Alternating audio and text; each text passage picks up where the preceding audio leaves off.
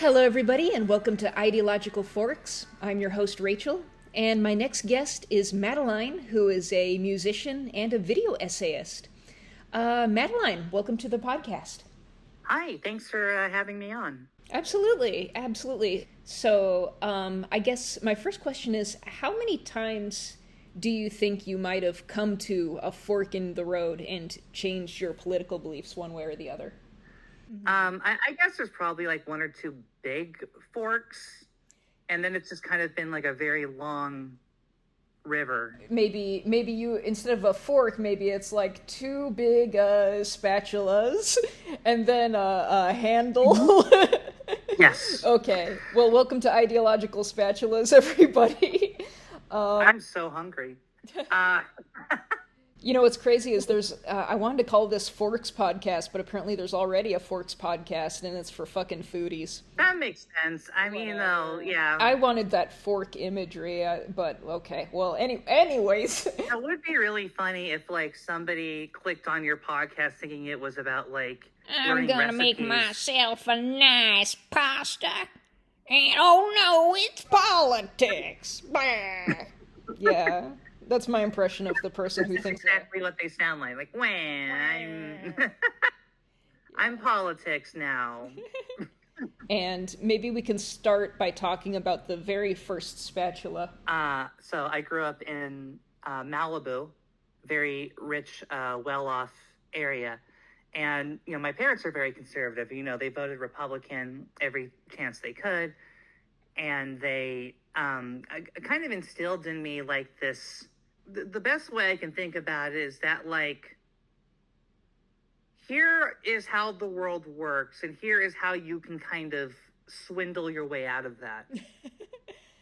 The best way I can think about it. So I think that, you know, my listeners might be from elsewhere in America, and they might have the idea that California, like the entirety of California is blue, you know, like Democrat voting. And so they might be, like, surprised that there's conservatives in California, in Malibu, California, no less, which is, you know, the name of a Courtney Love song. So if you could talk a little bit about, like, what is a Malibu conservative? Yeah, well, the thing about a Malibu conservative is that it is exactly the same as a Malibu liberal. It's very centrist.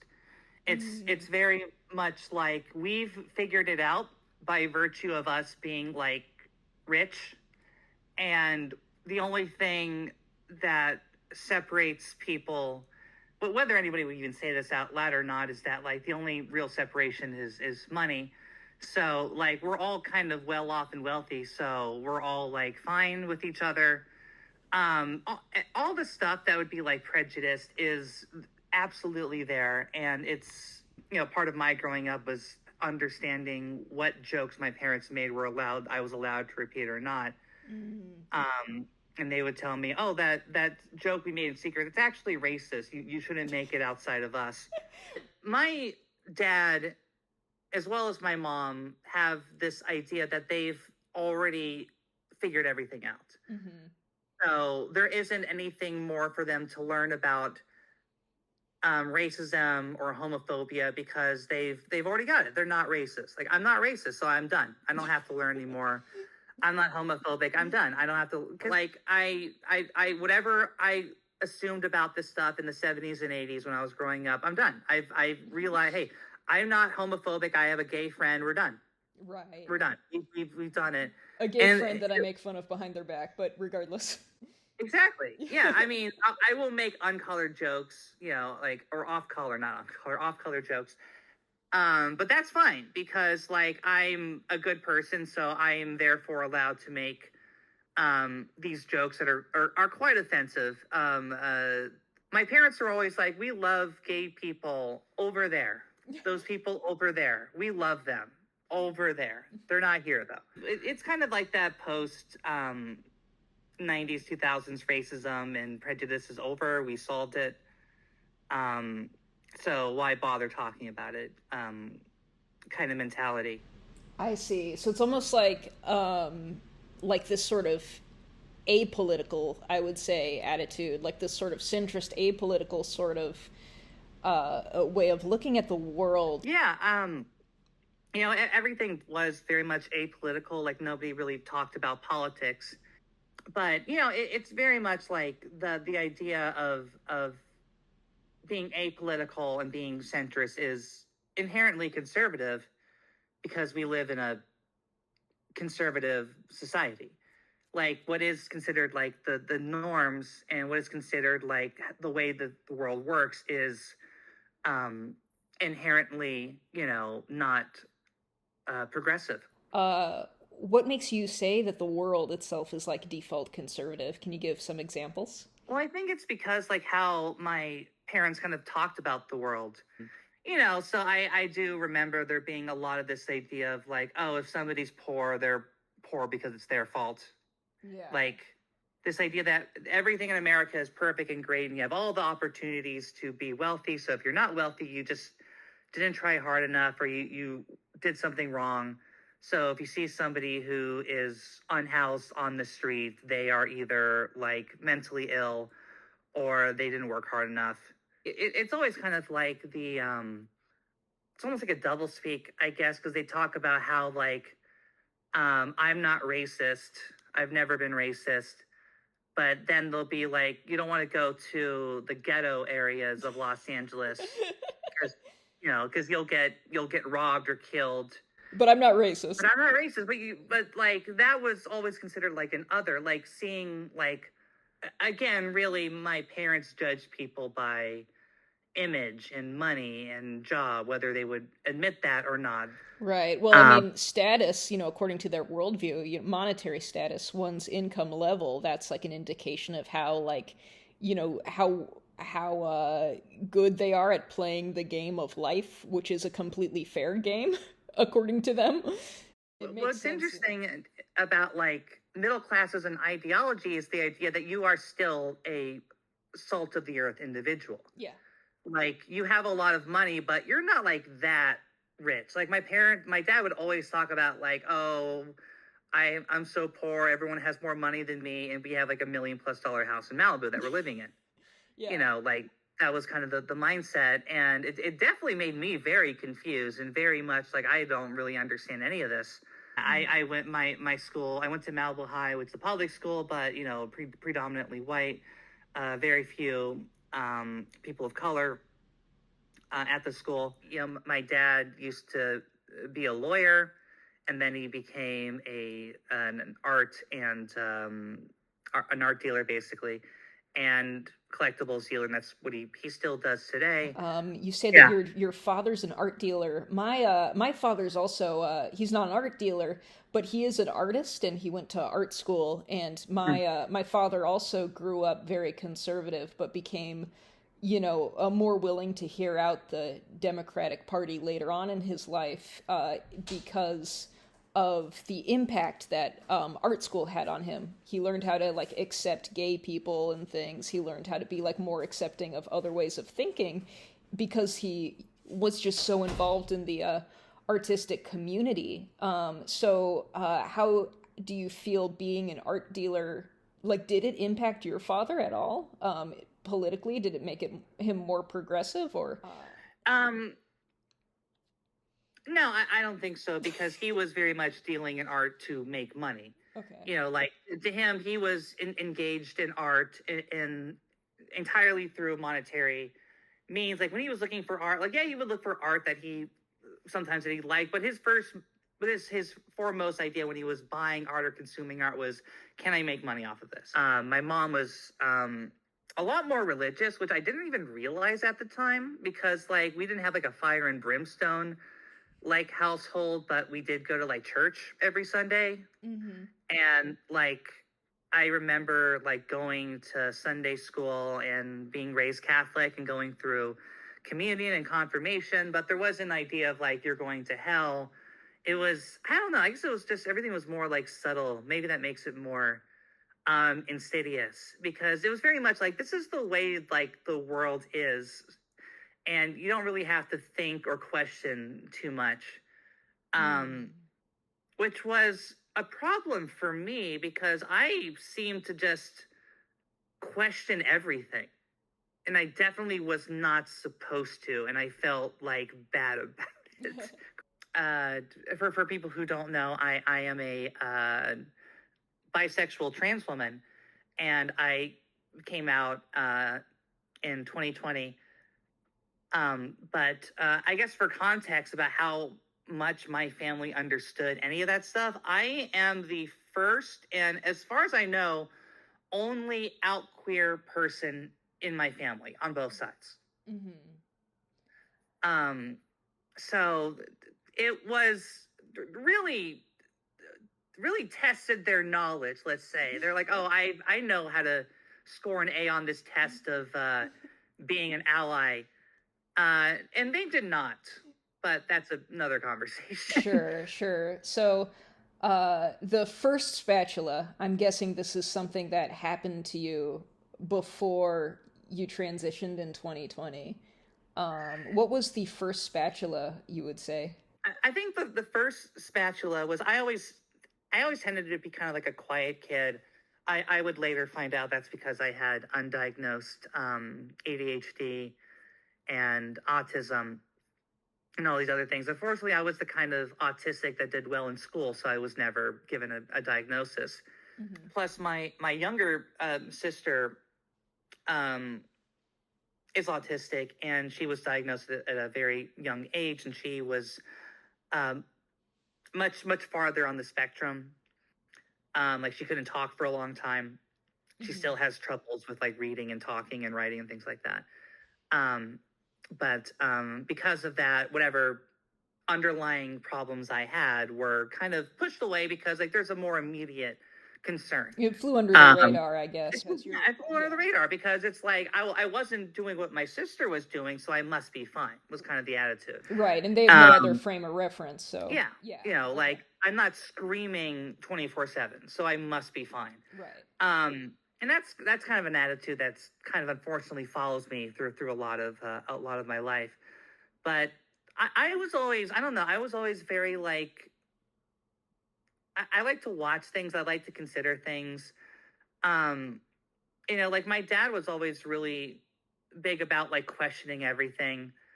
But, you know, my dad was questioning everything from like, listening to it now, it would sound a lot more like conspiracy theory, but not like hyper conspiracy theory. Like my dad wasn't like a flat earther or a QAnon or anything like that. What sort of he was things he just thought he was smarter than other people. What sort of things did your dad question? Well, my dad thought everybody was lying to him. You know, he thought like everybody, like if he saw something, he'd be like, that's bullshit. I know the real way to do it. I'm smarter than these people. I can. You know, he very much kind of had this, you know, like con man mentality without really being like a con man, but he definitely like really worshiped the idea of like a snake oil salesman. But I guess in his mind, he was like not doing anything illegal or bad. But I think there was definitely a sense in my household of like I remember seeing like that movie Catch Me If You Can, and thinking that was like the coolest guy in the world, Leonardo DiCaprio's character in that movie, this swindler guy who was like stealing. Okay, so you're a little bit, you know, you're undiagnosed autistic and you're going through school and your dad always questioned everything, and then you hit the first spatula, which is the first things I can remember like actively questioning was religion. I think, which I did when I was very young.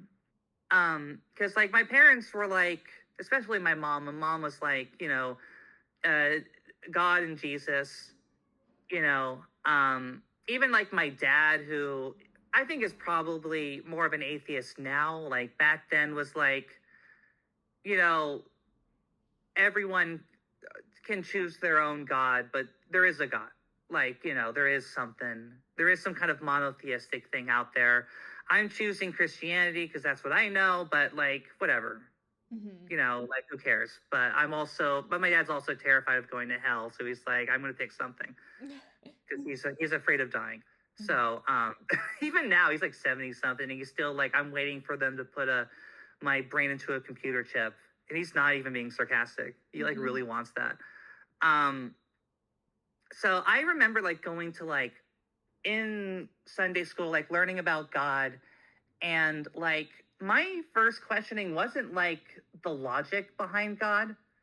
Like, I wasn't thinking like, oh, Jesus walked on water, Jesus turned water into wine. Like, nobody can do that. Like, no, that made perfect sense to me as a kid because, like, God's magic, Jesus is magic. Right. He can do superpower things. Like, that's the whole point. None of that was like what was like controversial to me. Like, yeah, he's God. He can just do shit. That's fine. Like, he's a magician. He's a wizard or whatever.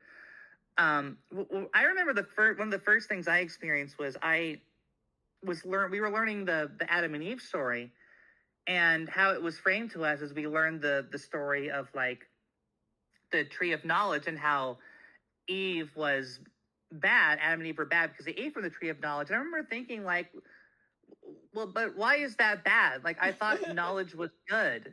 My parents are making me go to school, but you're telling me knowledge is bad? Like, what the fuck is the point of it? Like, what's going on here? Or like, I remember like, because like my parents were always like, and religion was always like to love everybody and to respect everybody. But apparently I took that too much to heart because I didn't understand the middle class idea of like the double think of being like, well, no, some people are lesser than others. You just have to square that circle in your head.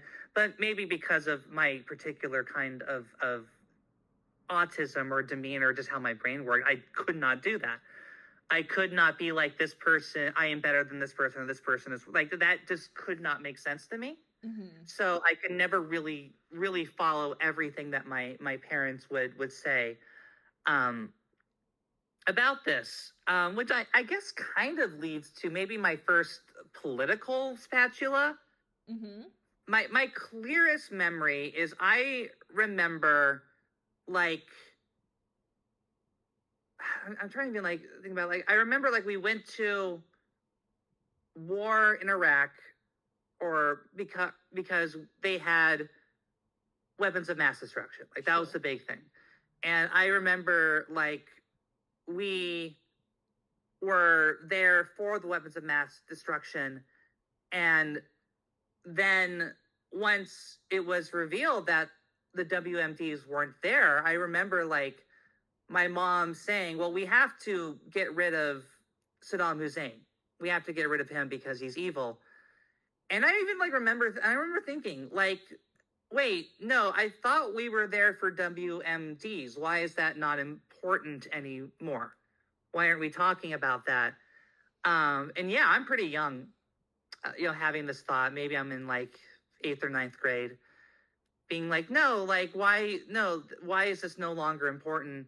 I think at the time I just assumed it was stupid. So like when, because I remember having this conversation with my parents, me being like, well, there's no WMDs. And my parents also, they didn't vote for Bush, but they kind of agreed with the Iraq war in the early days because Saddam Hussein was a terrible man who, he's got like concentration camps and he was killing Shias like en masse. So like, did you ever hear that line of thinking, and did that like, how come that didn't bring you on board with the war in Iraq? I think for me, it was like, because that was so important and all of a sudden for it to become not important, like instantly, broke my brain a little bit.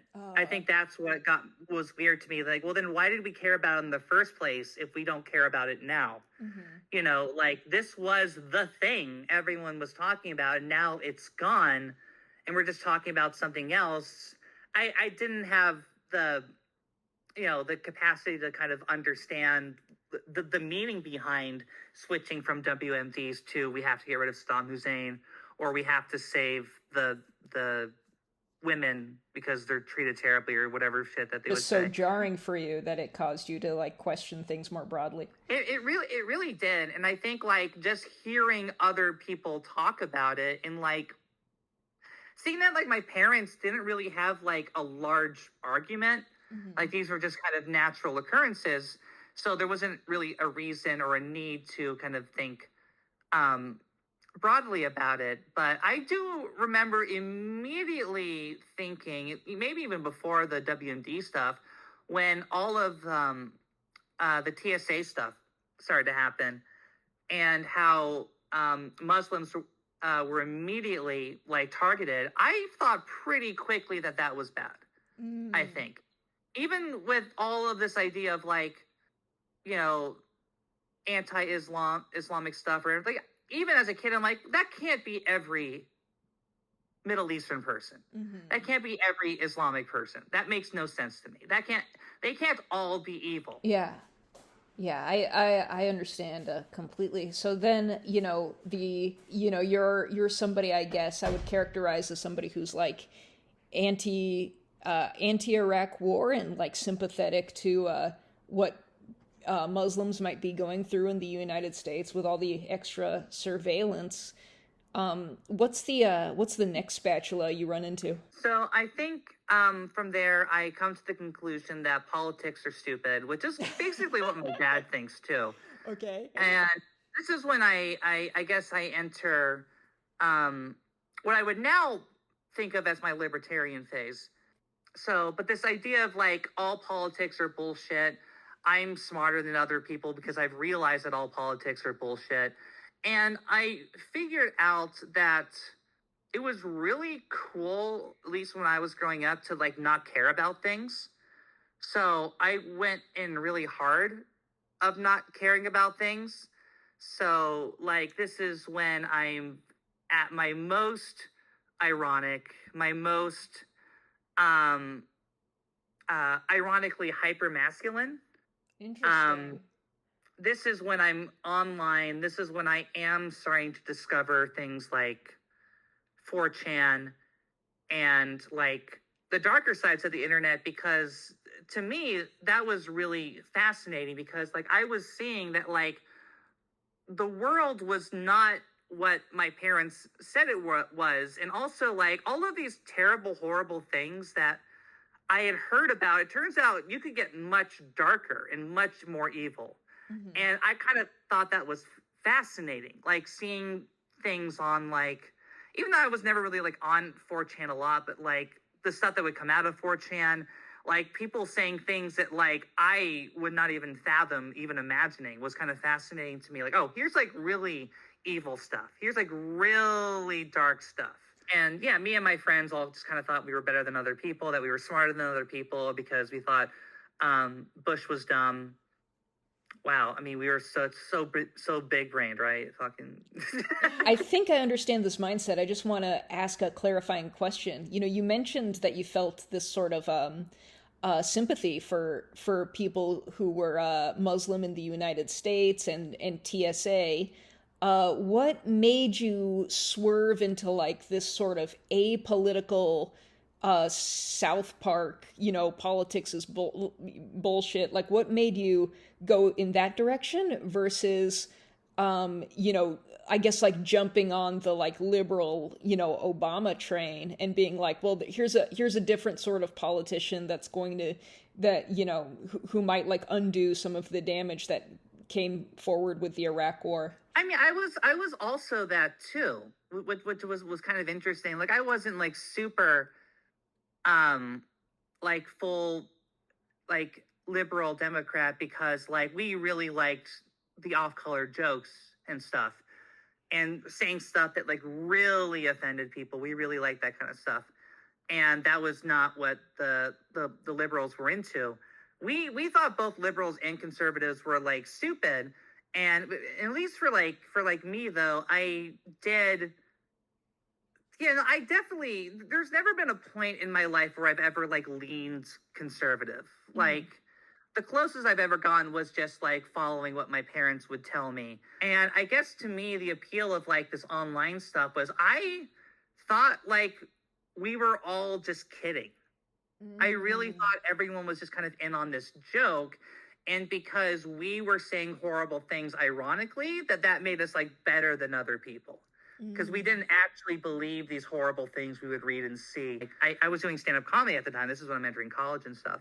And I had a joke like that. And for me, it was just like, find the most offensive thing to say to shock people. And that's the funniest thing in the world. Because to me, it's like, I don't believe any of this stuff, but that's why I can say horrible things because I don't actually believe them. That was really my mindset back then. That was my mindset all through, I want to say, late high school and college. that was kind of where my brain was at. I see. Okay. That's really interesting. I think I went through something very similar where I wasn't really for an ideology, really. I was just anti-conservative. And like, Yeah. just kind of a hodgepodge of like other ideologies that were also just anti-Bush, anti-Iraq war, even if like these like outlooks didn't really make sense when you lined it all up. I liked that because I didn't care and it was funny. Exactly. No, that's absolutely where I was. And really, that is like, I was really not doing anything different from my parents. What my dad would say was what I would say, like, everything's kind of dumb, everything's stupid. I'm smart. Everyone's dumb. I'm smart for realizing that everything is stupid. Nobody else but me and my stupid friends realize that, hey, you know what's crazy? I think Democrats and Republicans are bad. Whoa. Well, I'm fucking blowing minds here. I mean, this could be a lead into another spatula. Yeah, I was going to ask like about spatula number 2 anyway, so you can go ahead and tell that story if you'd like. This might be spatula number 3, if anything.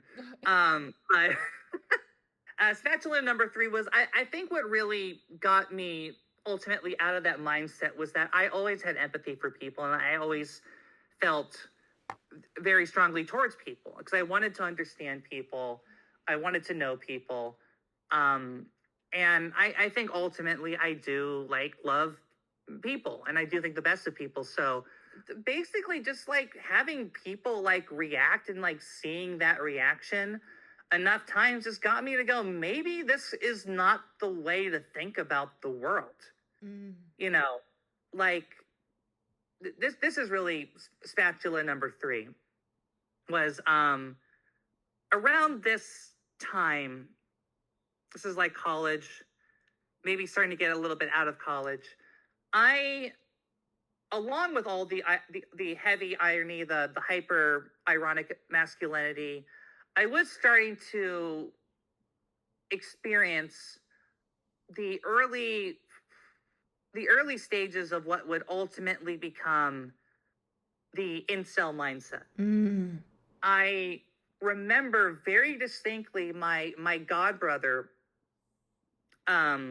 coming up to me and saying, hey, I just found this amazing book. It's called The Game. No. I'm not even kidding. No. I'm not even kidding. And like all of this idea of like, you can like trick women into sleeping with you, or you can do all these things and women will just like you. For me, maybe because I was secretly a woman myself and didn't know it, like I could not think of women as not people, which prevented me from getting really into like the full incel mindset.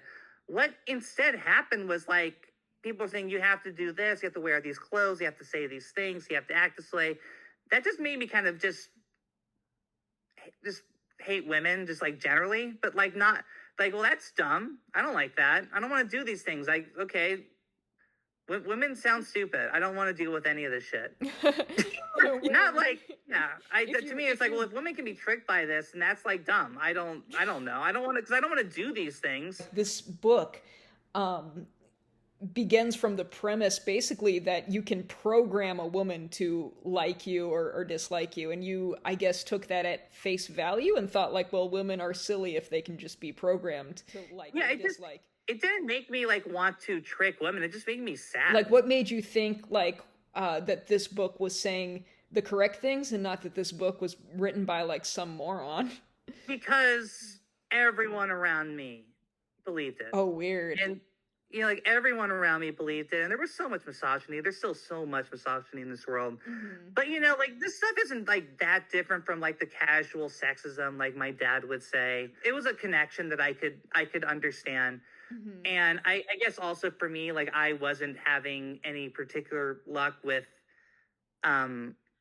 women. I also would later learn that I have my own kind of things with sex and obviously gender in general. Sure. But like to me, like I was like so kind of freaked out, whatever. And it was also like, sex was considered like so important. Yes. Like the fact that I was like a virgin for a while was like a deep shame, or something like truly was wrong with me. And none of this stuff led me to like hate women. I was always, and still am, like very internal with like my hate. I was always more mean to myself and harsher on myself than I was to other people. So if a woman turned me down, my thought wasn't like, oh, women are evil. My thought was, I suck. You know? They didn't do anything wrong. I'm just awful, or whatever it was. I'm just not getting it.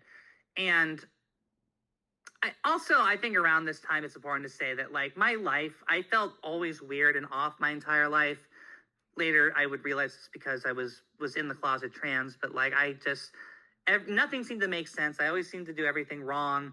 Even like when I was doing like the ironic like libertarian stuff, I was doing that because like the cool people around me were doing that, and I just wanted people to stop bullying me all the time, so I just kind of copied it. And as you know, autistic people are really fucking good at copying and mimicking people. Yeah. It's funny how much like I mean, like I was never an incel or in danger of becoming an incel, because that's not, or a femcel either. But you know, I can relate to so many of the things that you're talking about, especially like, you know, going sort of like becoming I wouldn't call myself a South Park conservative, but like a South Park apolitical person, and absorbing all of these jokes.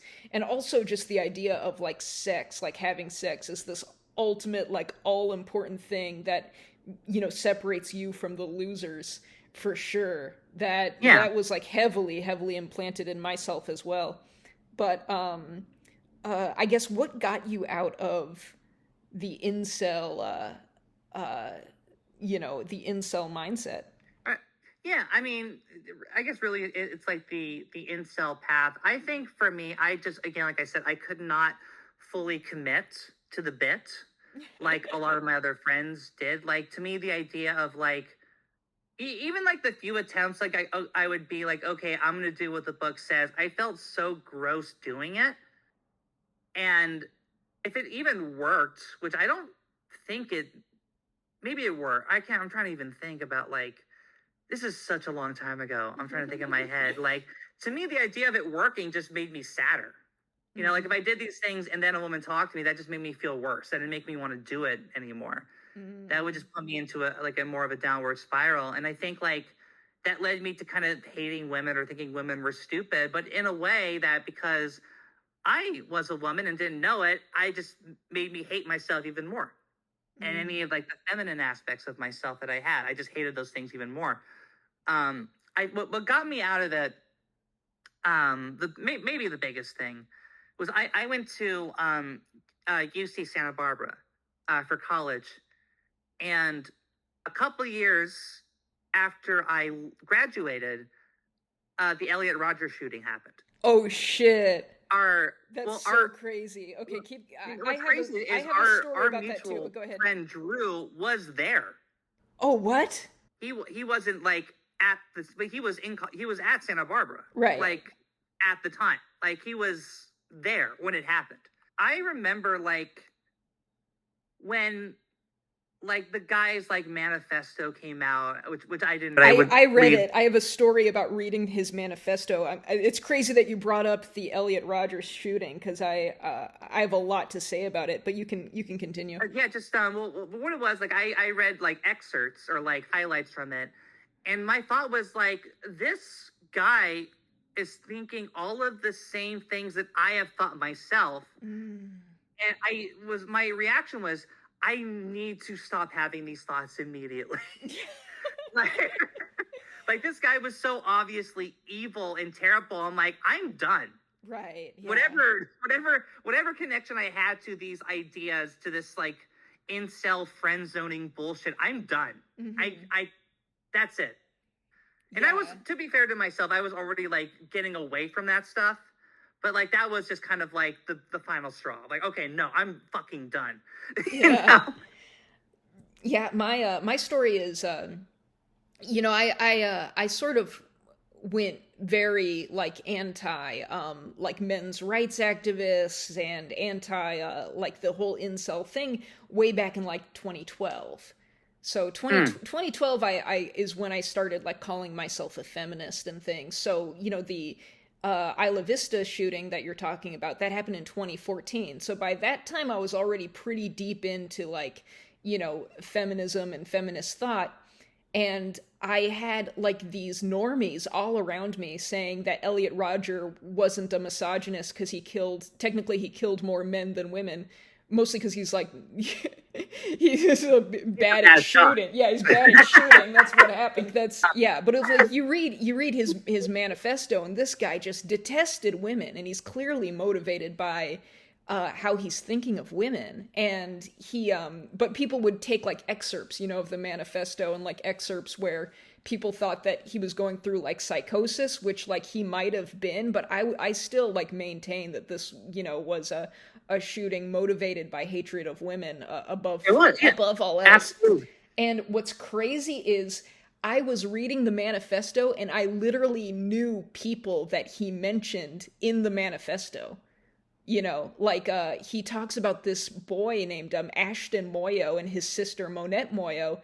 I knew both these siblings, and he's just like ragging on them, talking about like how evil Monette is and how evil Ashton is.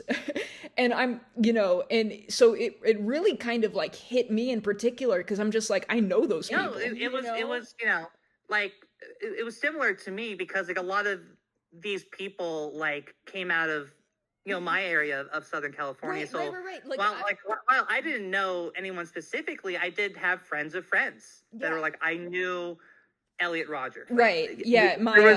There wasn't a big separation between us. No. And like, he just grew up on the other side of the 405 from me, where and I knew people who had gone to like the same school as him, who had like seen him in the halls. And when I was reading his book and he's talking about Monette and Ashton in particular, Monette and Ashton went to improv with me and Aaron Kornwarner when we had improv class together, Oh my God, yeah. Yeah.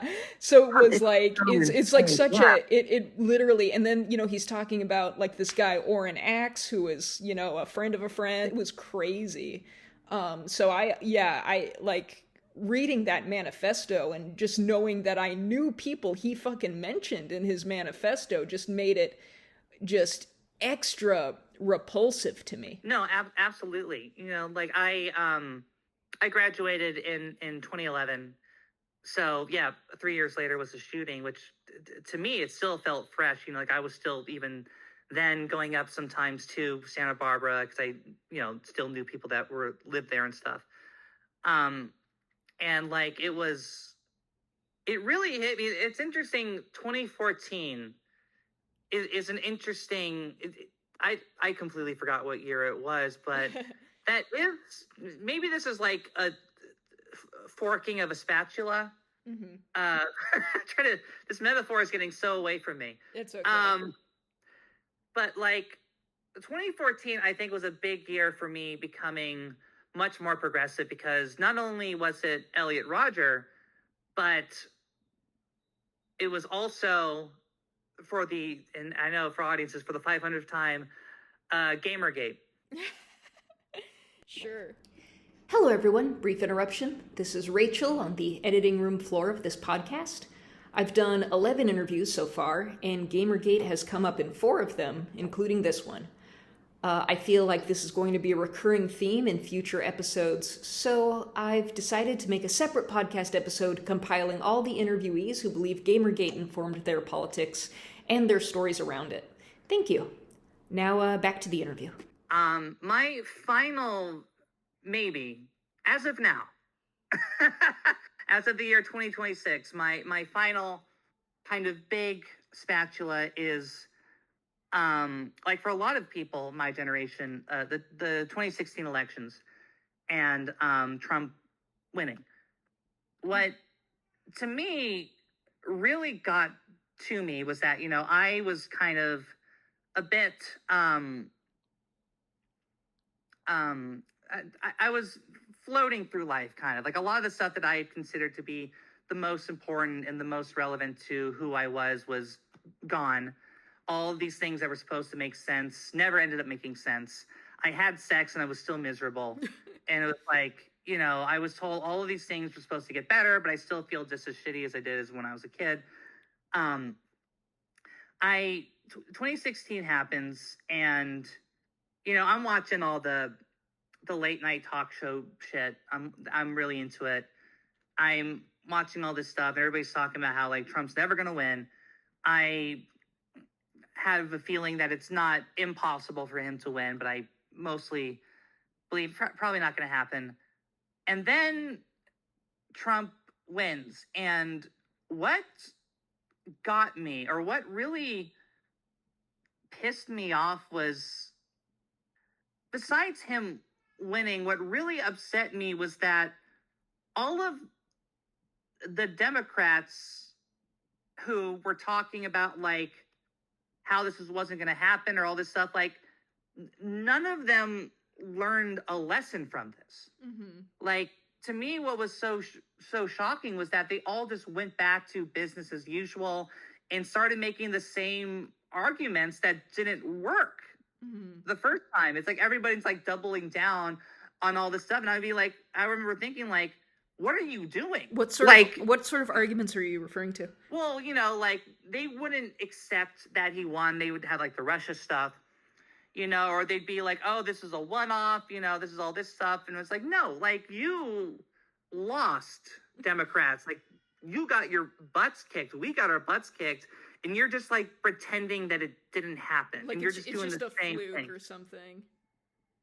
Like, what? Like pretending like it's just a fluke or something. Exactly. Like, I remember The Daily Show at the time, they did this bit about how, like, the future under Trump is, like, this horrifying, like, dystopia, because in their heads, like, it's unthinkable for Trump to win. And, like, after Trump won, I'm like, all of you should, like, commit seppuku. Like, or this show should just be ripped off the air. Like, this is so embarrassing that you made this sketch and Trump won. Mm-hmm. Like, you should all, like, you should all be gone. I would not leave my house if I was them. But they continue to act like none of these things happened. And, like, I was already, maybe this is kind of coming full circle, but I just kept seeing the same, like, fucking religious arguments, the same stupid arguments that I questioned as a kid.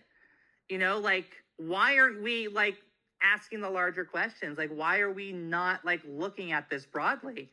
And I was like, okay, the Democrats are now terrible. But I can't go back to being a libertarian, because at that point I realized that was also stupid and evil. Well, let me pause you just for a second, because I just want to clarify a little bit. Like, what was it that the Democrats were doing that made you repulsed by them also? Because I think a lot of people saw Trump win in 2016, and they kind of became Democrats after that because they were so terrified and they wanted to line up behind the only political party at that point that might be able to beat Trump. So what made you repulsed by the Democrats? What was Trevor Noah doing? What was happening on The Daily Show? You know, what was how were you feeling, and what were you seeing? I guess for me, it was like I was seeing that the Democrats were not treating this seriously. I guess it kind of reminds me of, like, when I was a kid and WMDs turned into we got to get rid of Saddam Hussein. It seemed like, wait a minute, you said, like, all of this stuff was going to end the world. Like, The Daily Show literally, like I said, did a sketch about how it's the end of the world. Mm-hmm. It's the future Terminator world if Trump wins. Mm-hmm. And now all of this has happened. And in my head, it's like, so shouldn't we, like, do something? Shouldn't we, like, riot or whatever? But no, everyone's kind of doing the same thing, and nobody's taking it seriously, and nobody's acknowledging what happened. I think the fact that everybody just went back to doing the same things that I realized had probably helped to get Trump elected, if anything. The fact that nobody was learning or changing, to me, was inexcusable, because I've always been somebody that's like, if something doesn't work out, or if I'm doing something and it's not working, I change. I do something else. To me, it felt like Superficial. insane to just like not try something else. Everybody was doing the exact same thing. And I'm like, oh, no one has learned from this. And then I started to think back at other things that Democrats and liberals had done. I'm like, maybe this party actually sucks now that I think about it. And that led me to hate Republicans and Democrats. And I wasn't going to go back to libertarianism. And that's when, thankfully, I was living with my friend Drew, who we both know. Yeah. And he was feeling very similar. And he was starting to get into more leftist ideas. And I, in the past, had kind of laughed off leftists as a bunch of like hippies that were stupid. Because again, South Park conservative. Yeah. Or they're like, anybody who cares that much must be stupid. It's stupid and gay to care. It's stupid and gay to care. And also, I remember getting the lessons in high school of like, communism is the best form of government on paper. Right. Too bad it'll never work. Like that kind of stuff. Like, okay, so you're all stupid if you think communism is going to work and all that stuff. And I went with him to this place, and I started to meet people that were leftists, and I was talking to them like, I don't know, something just like clicked. And I was like, no, this is it. This is everything that like I was confused about. This was like all of the contradictions and everything that I was hearing, like that didn't make sense to me. Like now, like this made the most sense to me. And that's when I became a leftist and I became a socialist. And that's basically where I am today. I see. So what was the Democratic Party, like sort of like mainstream liberalism? What was the problem with that in your eyes? I know you talked a little bit about it, but like, can you elaborate more on like why, that way of thinking, your spatula, if you will, didn't go in that direction ultimately? Well, I think it's because I was already kind of there, like as a liberal while it was happening, and being like, well, all of these liberals told me this wasn't going to happen, and then it happened, and they're all pretending like they knew it all along. I think it was the hypocrisy really kind of hit me, that like, I think if the Democrats did change, I would probably still be a Democrat, possibly. If they did actually learn from this and try something so radically different, I may have just stuck with it. Whenever I think about the world today, I always think about the old Emperor's New Clothes story, where I just, everywhere I go, I always feel like I'm just in another version of that story, of people like saying, this is what's important and this is what's happening, this is what's real, and it's not. Just people just straight up lying to my face about what is reality when that's not what reality is. I see. Like, and I think also just like I talked before, like how I have always been very empathetic and positive to people. I think a lot of the Democrats that are like, half of the country is just stupid inbred morons, was not a good solution to me in my head, because I'm like, I don't think that's true. And then are you saying we should just kill half the country? Is that your solution? Right. Like that's really like it kind of went back to like what I realized about myself, that I wasn't smarter than other people, that I wasn't better than other people, that I'm just as smart and stupid as anybody else. And I think just seeing liberals get like, well, we were really smart. Like, it's like, Trump is still president. Like, what are you talking? Like, I'm glad that you think that you won, but we're still having the worst world in the world because of what's going on. And I think I also, from there, like, especially when I started to learn more about socialism, I started to realize a lot of the bad ideas the Democrats had. I started to realize kind of what I realized even at a young age, that capitalism really like was the enemy. And that was like the one thing that was like made my life growing up better than other people is that my parents had money, and what made them feel like they were smarter than other people was that they had money. And just seeing like the hypocrisy of that, like, no, there's no way I'm better than other people because my parents have money. That makes no sense to me. And I've just been a dirty Antifa pronoun haver ever since. I wanted to ask, I guess, because, like, I mean, you know, we've had several elections, you know, and Trump won in 2016, which granted, like, you know, electoral college, blah, blah, blah. You know, maybe the majority of people didn't actually think that way. And then Biden won in 2024, which I'm pretty sure, like, was mostly because of COVID, or Biden won in 2020, rather, and I think that mostly had to do with COVID. And then Trump, like, definitely won in 2024. So someone might think that like, if you were to take the temperature of the United States, at least in 2024, that people are becoming more conservative. So someone might ask, how does advocating for, like, far leftism versus something more to the center, like a democratic platform, how would that be learning from the mistake? Wouldn't learning from the mistake be to step more towards conservatism? Well, no, because that's what the Democrats have done, and they keep losing. They've been coming more and more.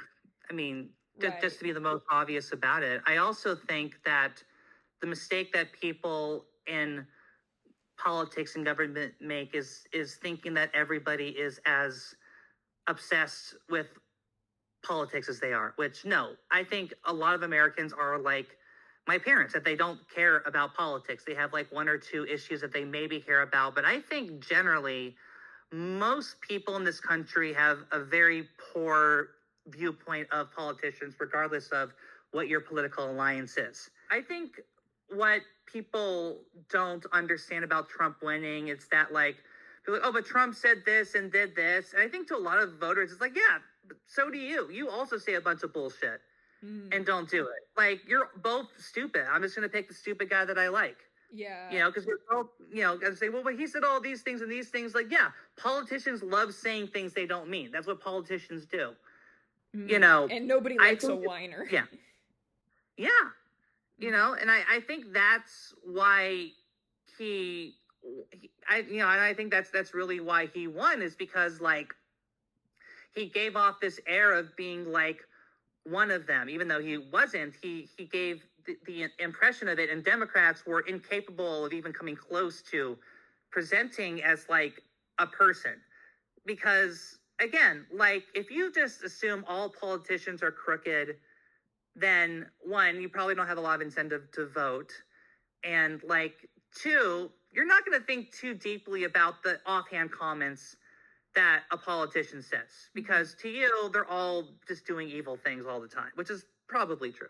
But if a person's politics are, like, good enough, it really doesn't matter anything else about them. I don't think their image matters that much to people, because people just care about the things they care about.